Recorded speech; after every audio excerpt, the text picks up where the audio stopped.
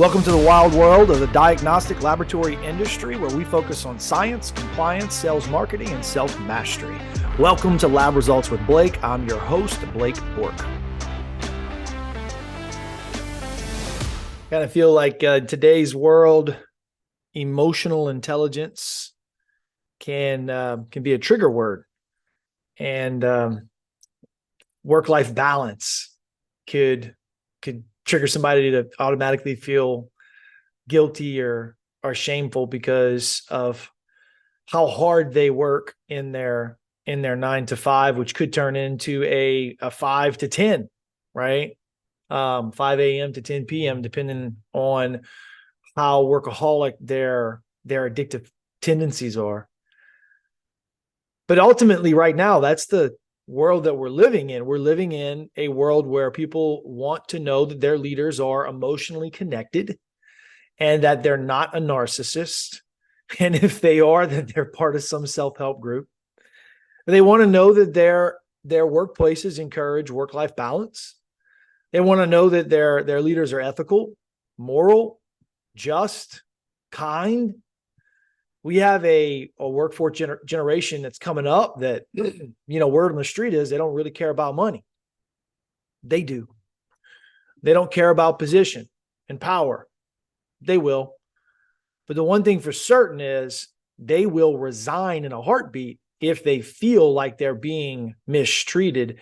And by resigning, I don't necessarily mean that they will tell you that they're not working for you anymore. They will just stop working, because they're so good at cutting and pasting.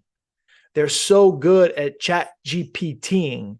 They're so good at using AI, other people's works, and showing up for just enough. Because this generation understands technology at a level that's coming up at a level that none of us really do. And they're so adept at the image of work and what hard work looks like. And they can play the role. And so it's really important that our sales leaders, and this, not even sales leaders, our executives. Because if you are an executive, if you are a C-level executive and you don't know how to speak sales inside of your company, if you don't know how to close a deal inside of your company, if you don't know what's growing your company, honestly, if you can't walk into a doctor's office and at least feel comfortable enough talking about the product that your company offers or the problem that you solve at a elevator pitch level, right? Then that's something you could work on. Doesn't mean you should resign tomorrow, but it's something you could work on, because you're going to gain respect and you're going to also gain perspective, right? You're going to gain perspective on what those folks have to go through. And it's an empathetic approach for you to be able to treat your sales team from a place of, I have stood in your shoes. Guys, even if it's for a couple days, climb out of the White Ivory Tower, come plant your feet on the sidewalk, be a street gorilla for a minute, put your hands on the brochures that you have created for your sales team. Put your hands on that information sheet, on that billing rack card, hand out the logo, see if you're proud. Look at the business card, make sure that everything on it is correct. What's that follow-up campaign look like? What's those email sequences going to look like? You're going to sit in the pocket when you go ride along with your own sales team, and all of a sudden you're going to be bristling with new thoughts and ideas. You're going to be thinking about how you can do things better, right? You're going to be working on the business instead of working in the business. And it very well may give you a spiritual cut, a reminder of why you're doing what you're doing. Any executive who feels like they're being burnt out by being so far away from the reason why you're doing what you're doing, go to the front lines. Move up in the pack. Go talk to the people who are top performers. Go have them motivate you. If you have a sales culture that's kind of withering and dying and you see it, lean in as an executive and go ask. Not, how can I help? What do you need me to do? Don't go in there and try to solve their problems. Literally ask them, because they already know what the problems are. If you got a competent workforce, they also know what the solutions are. What do you need me to do? There's going to be people who are going to fill in the blank for you, right? So as we're setting up a sales culture, being able to know work-life balance isn't just an Instagram post. It's not just a tagline. It's not a glittering generality. Work-life balance is ensuring that your employees, they're at home present with their family, not checking their emails at work. Knowing that they're at home on their off time working out. So that way they can be empowered for work, and they're encouraged not only to do health and wellness, but for them to be challenged physically, mentally, to create a learning culture, one where they're encouraged not only to read books that improve their sales knowledge, their marketing knowledge, their leadership knowledge, but also to share, to declare that knowledge to small groups that they have a connection with. What culture needs is a connection. Culture needs a sharing of food, right? It needs you to be okay with bringing people in. Pandemic's pretty much over. Take it from a lab guy. Nobody's testing for COVID across the country right now. And P.S. doctors still got it wrong. Still got it wrong. Flu season, COVID season, still prescribing antibiotics. Don't get me started this weekend. Pediatricians, stop prescribing antibiotics if you think it's COVID or the flu. If you think it's a bacterial infection, then please do a PCR test so that way we prescribe the right antibiotic. Anyway, it's another conversation for another day.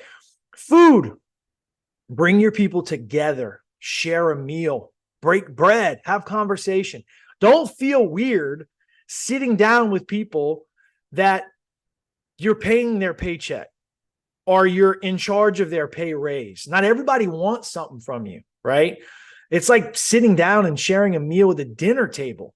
It's if you are a company and you say, we're a family here. Cool. Most families are dysfunctional. That's what I think. When I think of family, I think of dysfunction, right? Because that's what a lot of people have seen. 50% of Americans, have gone through a divorce. They are witness to divorce, or you have addiction, or there's abuse. Right? There's just the way that we grew up. And so I don't know if comparing our company cultures to a family is really appropriate when a lot of people, that might be a trigger word for them, right? If we want to be super sensitive. Maybe team. Maybe it's a team meal. Maybe it's not a family meal. Maybe it's a team meal. Because see, family members, we have babies. Family members, we have middle child syndrome. Family member, we have the oldest child and the leader.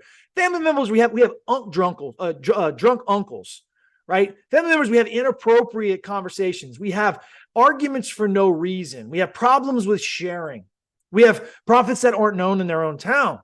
People who grow up and then they're not promoted. They're actually like always, well, that's just Blake. Nah, that's just Blake. Oh, Blake, always telling stories.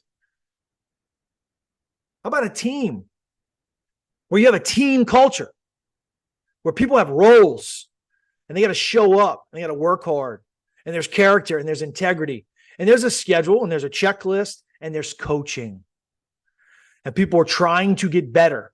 You show me a family where when you walk in and the dad starts coaching the kids don't kind of take it a wrong way. Get off my back, Dad. You're always on me, right? In a team sport, coaching is encouraged. It's required. Teams have coaches. Your business is a team of players that have specific roles. And you, as the head coach, Mr. Executive, you owe it to your team and you owe it to the win-loss record, the competition that is you competing with the marketplace to be able to acquire more business so that way you can continue to fund your purpose. You owe it to them to be the best coach you possibly can be. Big problem here. There's no middle manager diagnostic laboratory coaching academy. Well, not many of them. We got something. At the Core Academy, we got something. But if you look around at the lab industry at home, most of us have got our experience through the streets. We're the last man standing. And so we just have to go ahead and do it. But nobody told us how to run a pipeline meeting. No one told us how to recruit and how to hire the right people and keep them motivated and what to do with product training or what's missing. Like, we had to go and learn that. And I'm telling you right now, 100%, and I know this, I know this. It does not matter how good your sales trainer is. It does not matter how good your sales executive team is. And I mean the people who are in charge of selling the product. If the CEO and the COO aren't on board with a positive sales culture, you will fail. You will fail. If you let a CEO lie to the sales team, if you let a chief operations officer who barely has any experience make decisions that impact the sales team when they should just be taking orders, you will fail. Now, they may blame the salesperson or salespeople, but ultimately, if you lie to recruit and if you don't know how to support and you're unwilling to connect empathetically with your team, you're going to lose. And the players are going to hate you on the way out. Then you ruin your name and you make it that much harder for you to do business in a very small industry.